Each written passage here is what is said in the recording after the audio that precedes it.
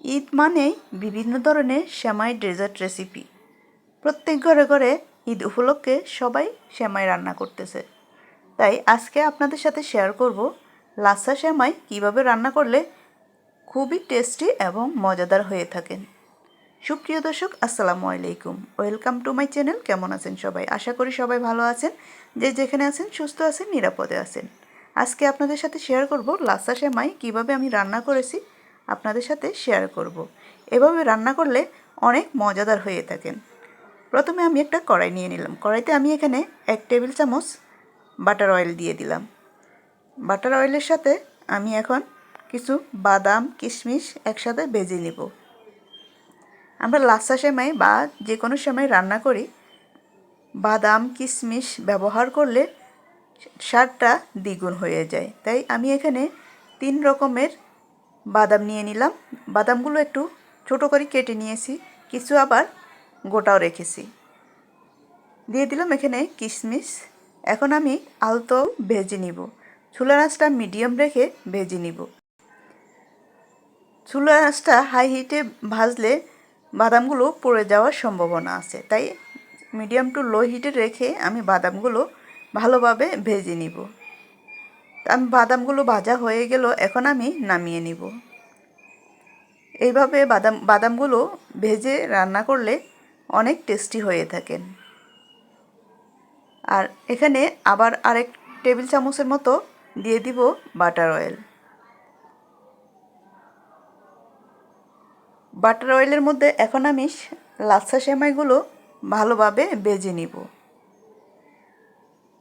এইভাবে একবার ট্রাই করে দেখবেন, খেতে কিন্তু অনেক মজার হয়ে থাকেন।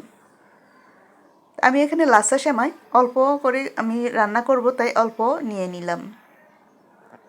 এখন ভালোভাবে আমি একটু ভেজে নিব। চুলার আঁচ মিডিয়াম রেখে, হাই হিটে ভাজবো না, পড়ে যাওয়ার সম্ভাবনা থাকে। তাই লো হিটে রেখে আমি ভেজে নিব। ভাজতে ভাজতে এক সময় সেমাইগুলো একটু কালার চেঞ্জ হয়ে যাবে, একটু ব্রাউন কালার হয়ে যাবে।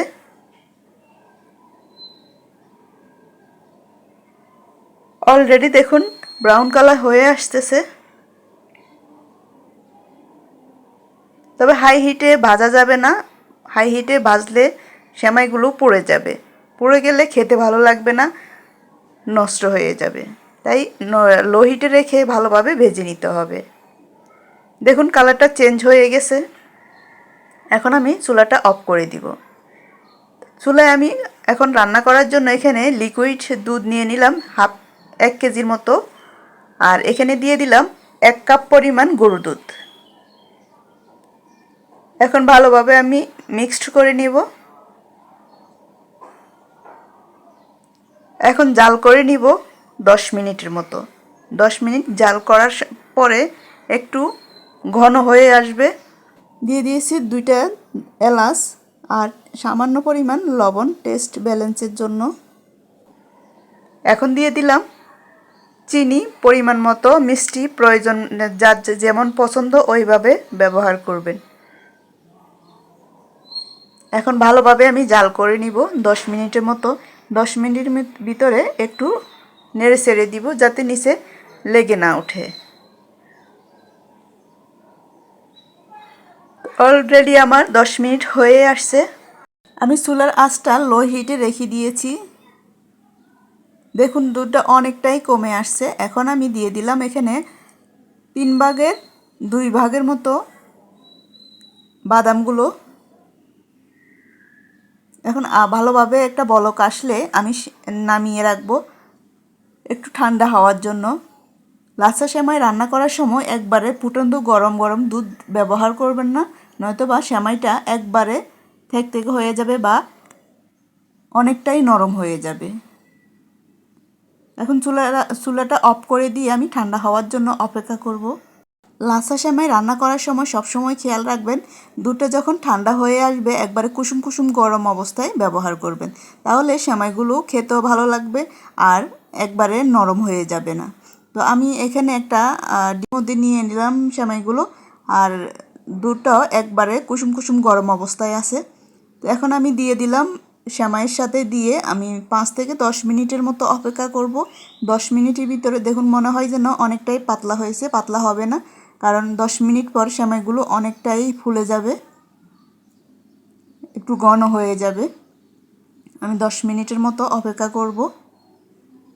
দেখুন অনেকটাই ঘন হয়ে আসছে, আরও একটু ঘন হবে। আমি আরও 5 মিনিটের মতো অপেক্ষা করব। 5 মিনিট পর আবার এসে আপনাদের সাথে শেয়ার করব। দেখুন কতটুকু ঘনত্ব হয়েছে আর কালারটা কি সুন্দর হয়েছে।